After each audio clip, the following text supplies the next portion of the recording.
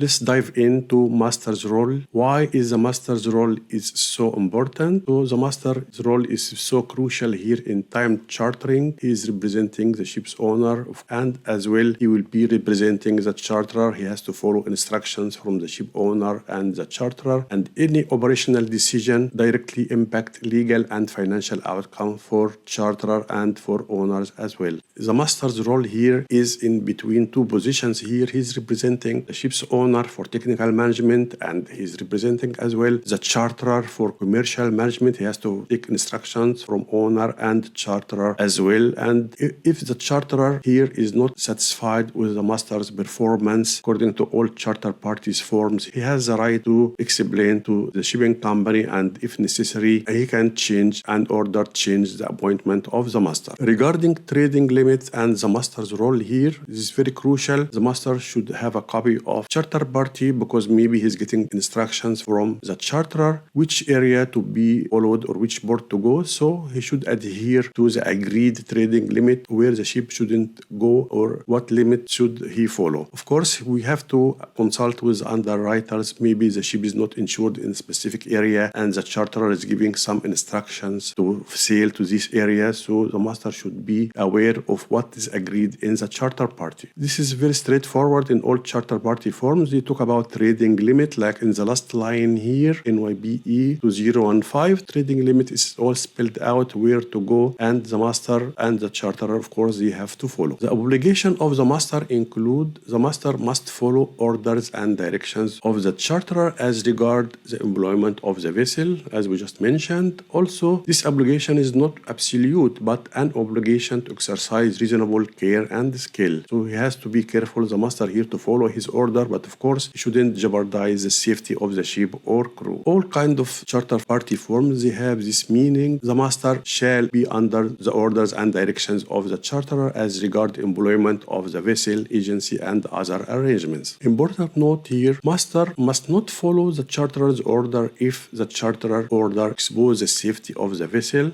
crew, or cargo, of course, an order to proceed to a port which is excluded under the terms of the charter party, means he will go outside the trading limit as we just mentioned, or to deliver cargo to a person not entitled to receive it. Master also to perform the voyage with due dispatch. What does it mean, due dispatch? It means the master should choose the shortest distance, shortest route, least operating expenses, minimum fuel consumption. So this is the duty of the master here. So charterer pays higher for any time the ship is used, so the master should follow and use due dispatch. But of course, he should not jeopardize the safety of crew and the cargo. This is clearly stated and spelled out in all kind of chartering form, like NYPE 2015 or Shell Time. They are all having the same meaning here. Master to follow or to perform the voyage with due dispatch. If the master in the last slide did not obey the charterer or did not follow the voyage with due dispatch, so let's see what happened here. In this case, what happened? Charterer gave instruction for the master to follow specific route which provides the shortest distance. So actually the ship was crossing the Pacific and it was long distance, but the master refused because in the previous voyage he had bad weather anyway, but the master said, no, I'm going to use different route here. His instruction was based on ocean route, and that route was followed by more than 300 ships at the same time. So what happened here? Court decided and ruled the owner to compensate the charterer for the extra time used and extra bunker consumed. So the owner here had to pay about $200,000 as compensation for the charterer, as the master did not listen for the charterer. Lessons learned here: master to follow instructions from charterer as long as he does not affect the safety of the ship, crew, and of course cargo. Also, if it was agreed in the trading limit, we have to care also about the trading limit. Also, to consult with owner and B&I club, of course, if in doubt. Responsibilities of the master here include maintaining accurate records, ensuring compliance with the agreement, proactive with voyage planning and reporting, monitor bunker consumption closely, and maintain professional communication with both owners and charterer. We have some issue here. Sometimes some dispute with charterer and the master here at the time of redelivery of the ship, maybe at the last voyage, the charterer would like to squeeze one additional voyage here, but the time will not allow, so the master, of course, should not agree with the charterer's order in this situation, and the master should consult with the ship's owner here. So this is very common situation here if the hire market is going up and the charterer would like to do one additional voyage beyond the agreed time. Regarding stevedore damage and the role of master, also some issues here happen. As you know, the charterer is liable for damage from stevedores, but we have some kind of restrictions here. Damage during loading and discharging, as mentioned in charter party forms, it's all mentioned. Charterer are liable for stevedore damage only if the master informs the charterer immediately when the damage occurs, and also to obtain statement in writing from the stevedores that they accept liability for the damage. So we have the role of the master here to adhere charter party provisions mentioned here. So this is the role of the master. Also, this is all spelled out in all kind of forms here, like NYPE 2015 stevedore damage is mentioned here 24 hours. So the master should inform the charterer if damage happens from stevedores. He should inform charterers immediately or within 24 hours and do that statement. Master to support the charterer in case of damage. Also, the master must assist the charterer and help them to get evidence to support their claim against the stevedores. Duties of ship owner to master include ship's master to be provided with copy of the charter party, so the master should be aware of what is agreed and the trading area and trading limit, so the master should have a copy of the charter party. Also, the master should have a clear standing instructions if the ship is going under time charter. Also, master to comply with local and international laws to avoid the ship going off hire and also to avoid jeopardizing the reputation of the shipping company. Important note for masters, owners, charterer: always to read the charter party. Each charter party agreement is different. Maybe it is different form used, different additional clauses, or different applicable law. So if in doubt, seek advice, consultation to avoid costly wrong action. Thank you. See you in the next video.